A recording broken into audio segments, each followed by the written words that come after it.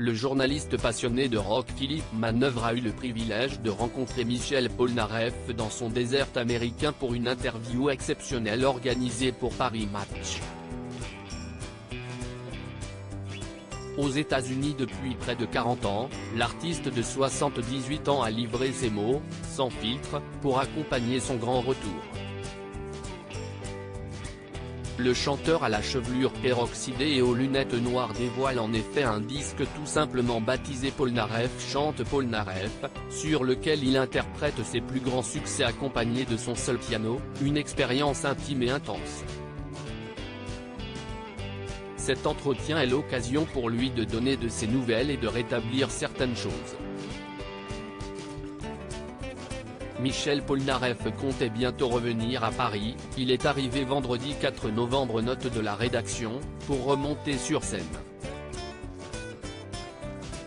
L'interprète de Lettres à France pourrait même assurer une tournée, lui qui a un nouveau manager et un nouveau tourneur. Gardant le mystère sur ce projet, il se confie d'abord sur son album qu'il a mis 3 mois à faire, non sans douleur car réinterpréter ses chansons cultes a fait ressortir des sentiments puissants, parfois difficiles. Un travail solitaire en tout cas, qu'il a mené dans son propre studio où il peut suivre ses règles, c'est-à-dire celle de ne pas en avoir. Un album auquel il tient énormément, après la réception décevante de celui de 2018, enfin. Qui lui laisse de mauvais souvenirs avec sa maison de disques de l'époque, Universal France. De cette période, il ne voudra pas dire grand-chose, préférant s'intéresser à l'avenir. Un petit bonhomme fantastique qui vit dans des conditions étranges le futur, c'est aussi son fils, Luca, 11 ans désormais. Le garçon, qui ressemble de plus en plus à sa maman Daniela, compagne de Michel Polnareff, mais dont le père biologique n'est toutefois pas le chanteur, est un enfant plein de vie. Il doit toutefois grandir sur une planète qui ne va pas très bien, avec l'urgence climatique qui plane. J'adore Luca, c'est un petit bonhomme fantastique qui vit dans des conditions étranges, mais il est fort et j'ai très confiance en lui. Le réchauffement, ce n'est pas très nouveau pour moi. C'est mon côté visionnaire. Les thèmes, de ces chansons, restent toujours d'actualité.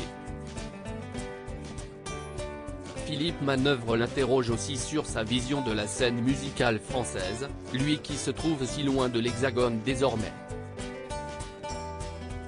À ceux comme Benjamin Biolay et Calogero qui l'ont de critiquer, il répond « Je pense qu'ils ont toutes les raisons d'être jaloux. Tu me parles de gens que je ne connais pas bien. »